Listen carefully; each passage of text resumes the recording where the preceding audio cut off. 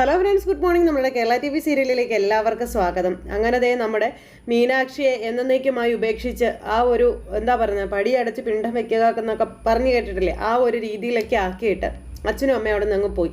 അത് കഴിഞ്ഞ് തകർന്ന് കയറി വരുന്ന നമ്മുടെ ബാലൻ കാലിടറി വീഴുവാണ്. പെട്ടെന്ന് എല്ലാവരും കൂടി ഓടി വന്ന് ബാലനെ താങ്ങി, നമുക്ക് ആശുപത്രിയിൽ പോകാം, വെള്ളം കുടിക്കുക, ഇതൊക്കെ പറഞ്ഞു.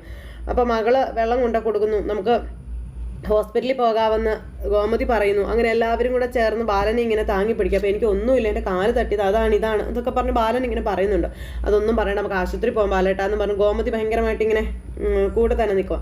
പെട്ടെന്ന് മീനാക്ഷി ഇങ്ങനെ അവിടെ നിന്ന് കരയുമ്പോൾ ആകാശം എന്നും പറഞ്ഞ് ഇങ്ങനെ വിളിച്ചു നമ്മുടെ മീനു. അപ്പോൾ മീനു നീ കരയല്ലേ എന്നും പറഞ്ഞുകൊണ്ട് ആകാശം ചെല്ലുമ്പോഴേക്കും മീനു കരയരുതെന്ന്, ഞങ്ങൾ കരയുന്നതിന് നിനക്ക് കുഴപ്പമില്ലല്ലേടാന്ന് ചോദിച്ചു ഗോമതി എന്ന് ആകാശനെ പിടിച്ചു വലിച്ചു. അപ്പോഴേക്കും നമ്മൾ എന്താ ഇത് ഗോമതി എന്ന് പറഞ്ഞുകൊണ്ട് നമ്മുടെ ബാലൻ അങ്ങോട്ടേക്ക് വന്നു.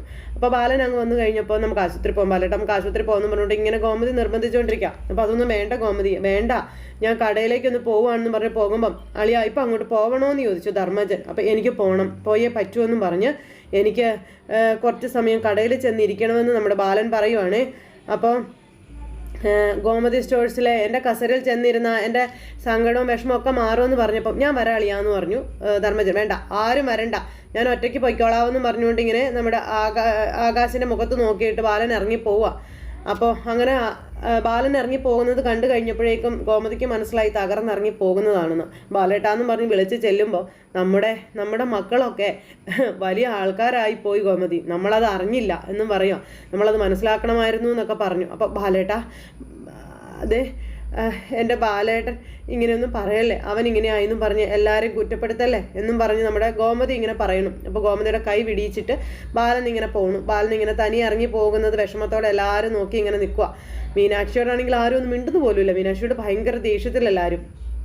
അങ്ങനെ ഒരു രീതിയിൽ വണ്ടിയെടുത്ത് അങ്ങനെ നമ്മുടെ ബാലൻ കടയിലേക്ക് വന്നു. കടയിലേക്ക് വന്നപ്പോൾ ഓരോരുത്തരായിട്ട് കുത്തുവാക്കുകൾ പറഞ്ഞ് ഇങ്ങനെ നമ്മുടെ ബാലനെ കളിയാക്കുക. മക്കളെ കണ്ടും മാമ്പൂ കണ്ടും മോഹിക്കരുത് അങ്ങനെയൊക്കെ പറഞ്ഞ് നാട്ടുകാർ മുഴുവൻ നമ്മുടെ ബാലനെ കളിയാക്കി തോപ്പിക്കുക കേട്ടോ. അങ്ങനെ വിഷമിച്ച് നിൽക്കുമ്പോൾ നമ്മുടെ ആനന്ദ് അച്ഛൻ്റെ അടുത്തേക്ക് ചെന്നു. അച്ഛൻ ഇങ്ങനെ വിഷമിക്കരുതെന്നും പറഞ്ഞ്. അപ്പോൾ അച്ഛൻ എന്തിനാ സങ്കടപ്പെടുന്നേ? അപ്പോൾ ഈ സമയം പോടാ നീ പോ എന്നും പറഞ്ഞുകൊണ്ട് മോനെ അച്ഛനൊന്ന് പറഞ്ഞു വിടും, എനിക്ക് ആരും വേണ്ട, എനിക്ക് കുറച്ച് നേരം ഒറ്റയ്ക്ക് ഇരിക്കണം, ഇനി അച്ഛൻ വളർത്തിയാൽ ശരിയാവത്തില്ല, അച്ഛൻ മക്കളെ വളർത്തിയാൽ അത് ഒരിക്കലും നേരെ ആവില്ല, മക്കളെ അമ്മ തന്നെ വളർത്തണം, അല്ലെങ്കിൽ അച്ഛൻ ഇങ്ങനെ പൊതുവഴിയിൽ ഇങ്ങനെ നാണം കെട്ടേണ്ടി നിൽക്കേണ്ടി വരും. ഇതൊക്കെ പറഞ്ഞാണ് ബാലൻ ഇരുന്നിങ്ങനെ കരയണതേ. അപ്പോൾ നീ എന്തിനാടാ ഇങ്ങനെ ഇവിടെ നിൽക്കുന്നേ, നീ പൊയ്ക്കോളാൻ പറഞ്ഞ് മകനെ പറഞ്ഞു വിടുമ്പം അച്ഛനിങ്ങനെ സങ്കടപ്പെടല്ലേ എന്നും പറഞ്ഞുകൊണ്ട് ആനന്ദ. അപ്പോൾ ഒറ്റയ്ക്ക് പൊരുതി ജീവിച്ച കയറിയവനാ ഞാൻ ജീവിച്ചു തുടങ്ങിയപ്പോഴേക്കും എന്നെ തോപ്പിച്ച് കളഞ്ഞു, എൻ്റെ മക്കളായിട്ട് എന്നെ തോപ്പിച്ചു എന്നൊക്കെ പറഞ്ഞ് കരയുമ്പോൾ അച്ഛനിങ്ങനെ സങ്കടപ്പെടല്ലേ എന്നും പറഞ്ഞ് മകൻ ആശ്വസിപ്പിക്കാം. അച്ഛൻ അവനോട് ക്ഷമിക്കുക, അച്ഛ പറ്റിപ്പോയില്ലേ എന്നൊക്കെ പറഞ്ഞ് അങ്ങനെ പറയുമ്പോൾ അച്ഛൻ മകനെ കെട്ടിപ്പിടിച്ച നെഞ്ചിലേക്ക് ചാഞ്ഞ് പൊട്ടിക്കരയുന്നു. അങ്ങനെ നമ്മുടെ രാമേട്ടനും തൊട്ടരികിലുണ്ട്. ഇവരെല്ലാവരും കൂടെ ഇങ്ങനെ ബാലനെ സമാധാനിപ്പിച്ചുകൊണ്ട് നിൽക്കുക. ഇത് കഴിഞ്ഞതിന് ശേഷം പിന്നെ മൂത്ത മോള് ഭർത്താവിനെ വിളിച്ച് കാര്യങ്ങൾ പറയുവാണ്. അപ്പോൾ അമ്മയുടെ അച്ഛൻ്റെ ഈ ഒരു അവസ്ഥ കാണാൻ വയ്യെന്ന് പറഞ്ഞ് അദ്ദേഹം വരാത്തതെന്ന് അനുവിനോട് പറയാം. ചേച്ചി ഞാനൊരു കാര്യം പറയാം, നീ വിശ്വസിച്ചാലും ശരി ഇല്ലെങ്കിലും ശരി എന്നും പറഞ്ഞ് ചേച്ചി അനുജത്തിയോട് പറയുന്നു. ആകാശിനെ അവള് കൈവേഷം കൊടുത്തതാ ഉറപ്പാ എന്നൊക്കെ പറഞ്ഞപ്പം എന്തോന്ന് കൊടുത്തെന്ന്, കൈവേഷം കൊടുത്തതാണെന്ന്, ആഹാരത്തിലോ വെള്ളത്തിലോ ചേർത്ത് കൊടുത്തു കാണും, കൈവേഷം അകത്തെങ്ങാനും ചെന്നാൽ തീർന്നു, പിന്നെ കുടിച്ച ആളെ വിട്ട് പോവത്തേ ഇല്ല എന്നൊക്കെ പറഞ്ഞപ്പോൾ കൈവേഷം ചുമ്മാ ഇരിക്കാൻ പറഞ്ഞു അനു. ഞാൻ സത്യമാ പറഞ്ഞത്.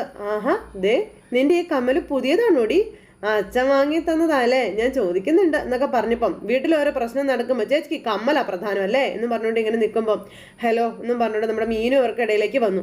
അപ്പോൾ എന്നാൽ ശരി, ഞാൻ എല്ലാം പറഞ്ഞതുപോലെ ഞാൻ പോകുന്നു എന്ന് കരുതി ആരും സന്തോഷിക്കൊന്നും വേണ്ട, നാളെ രാവിലെ ഞാനൊരു വരവ് വരും എന്നും പറഞ്ഞുകൊണ്ട് അവിടെ നിന്ന് പുള്ളിക്കാരി അങ്ങ് പോയി. ഈ സമയത്ത് അനുവിൻ്റെ അടുത്ത് ചേച്ചി നാളെ രാവിലെ വരുമെന്നും ചോദിച്ചുകൊണ്ട് മീനും നിൽക്കുക. അല്ല ചേച്ചി അങ്ങനെ പറഞ്ഞിട്ടല്ലേ പോയത് എന്നും പറഞ്ഞുകൊണ്ട് ഇങ്ങനെ അനുവിനോട് സംസാരിച്ചുകൊണ്ട് നിൽക്കുമ്പം എന്താടി ഇവിടെ, നീ നിന്റെ കാര്യം നോക്കാൻ പറഞ്ഞുകൊണ്ട് ഗോമതി വന്ന് അനുവിനെ അവിടെ നിന്ന് ഓടിച്ചു വിട്ടു. അനു അങ്ങ് പോയി കഴിഞ്ഞപ്പോഴേക്കും ഗോമതി ഇങ്ങനെ മീനുവിനെ തുറച്ച് നോക്കിക്കൊണ്ട് ഇങ്ങനെ നിൽക്കുക. എന്നിട്ട് ഗോമതി അവിടെ നിന്ന് അങ്ങോട്ടേക്ക് പോയിട്ടോ. മീനു ഒറ്റപ്പെട്ട് തന്നെ ഇങ്ങനെ നിൽക്കുക, ആരും ഇല്ലാതെ.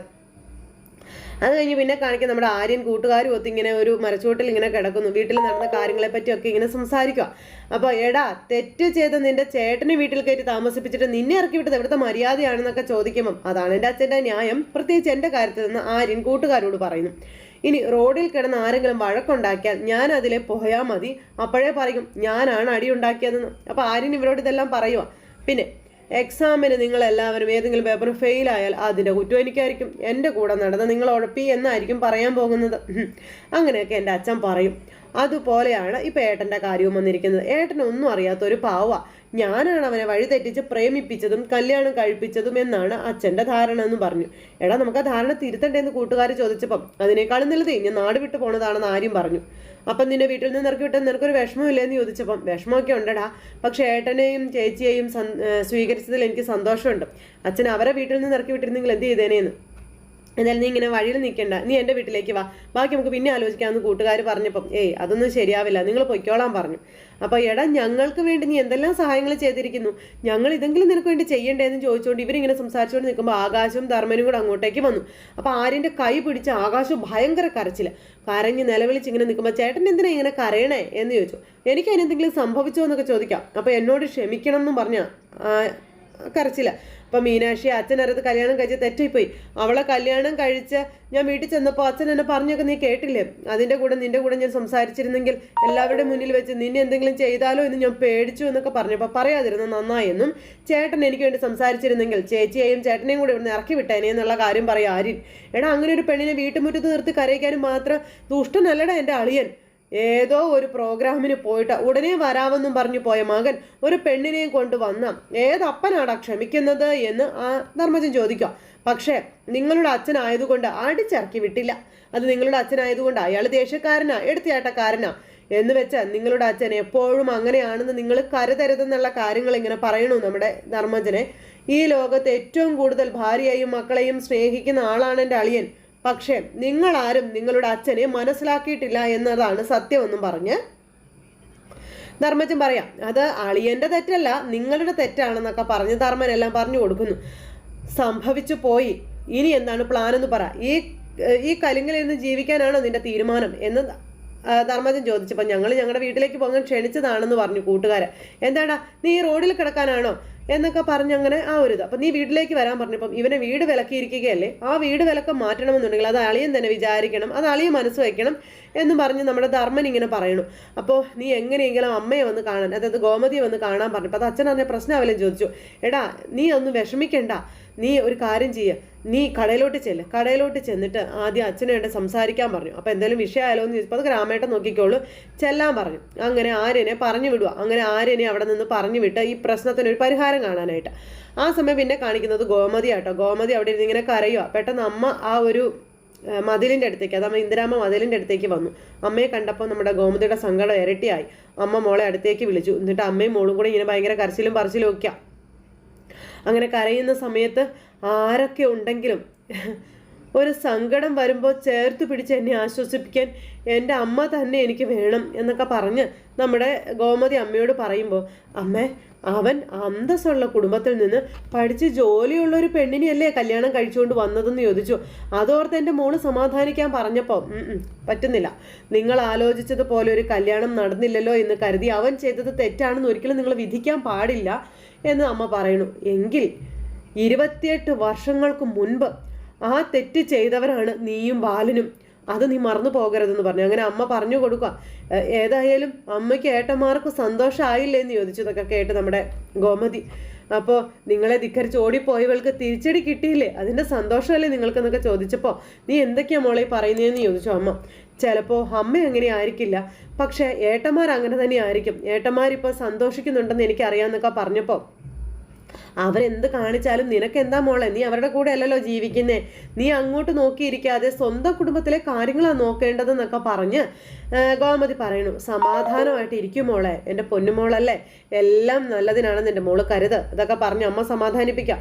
എൻ്റെ മോള് ഒരിക്കലും ആ വന്നു കയറി കുഞ്ഞിനെ സങ്കടപ്പെടുത്തരുത് മോളെ, നിനക്കൊന്നും നഷ്ടപ്പെട്ടിട്ടില്ല, ഒരാളെ കൂടുതൽ കിട്ടിയിട്ടല്ലേ ഉള്ളൂ എന്ന് ചോദിച്ചു.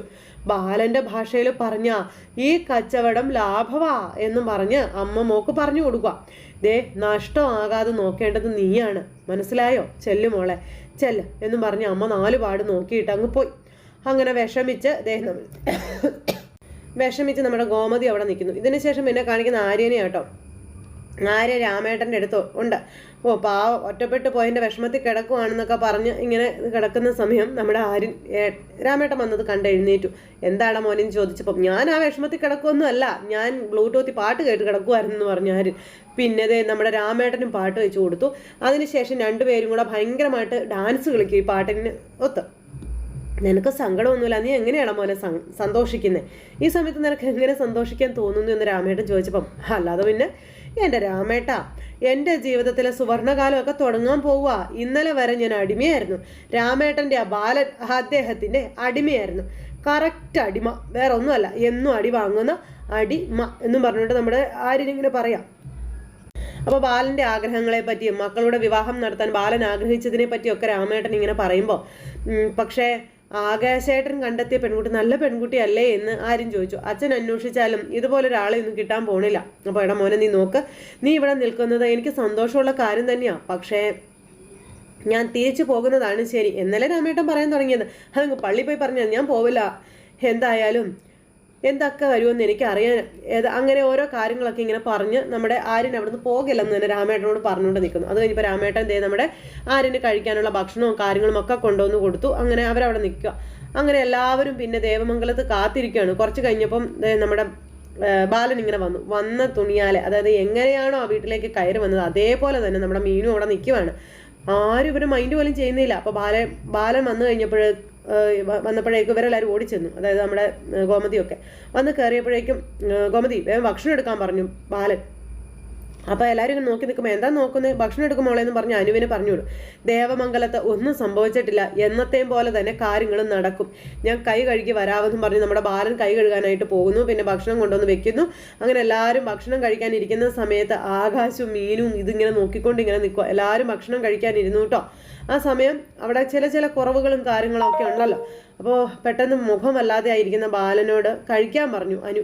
അപ്പം അനു പറഞ്ഞപ്പോഴേക്കും അച്ഛൻ ഭക്ഷണത്തിലേക്ക് കൈയിട്ടു. അച്ഛൻ ഭക്ഷണത്തിൽ കൈയിട്ട് കഴിഞ്ഞപ്പോൾ 2 ജന്മങ്ങൾ അവിടെ ഇങ്ങനെ നോക്കിക്കൊണ്ട് ഇങ്ങനെ നിൽക്കുകയല്ലേ. പക്ഷെ ബാലന് കഴിക്കാൻ പറ്റുന്നില്ല. ബാലൻ എന്നിട്ട് ആ ചോറ് അവിടെ ഇട്ടിട്ട് നേരെ അകത്തേക്ക് കയറിപ്പോയി വാതിലടച്ചങ്ങനെ ഇരിക്കുക. പക്ഷെ ഇതൊന്നും നമ്മുടെ മീനുവിനെ ബാധിച്ചിട്ടേ ഇല്ല, ഒരു പ്രശ്നങ്ങളും ഇല്ല.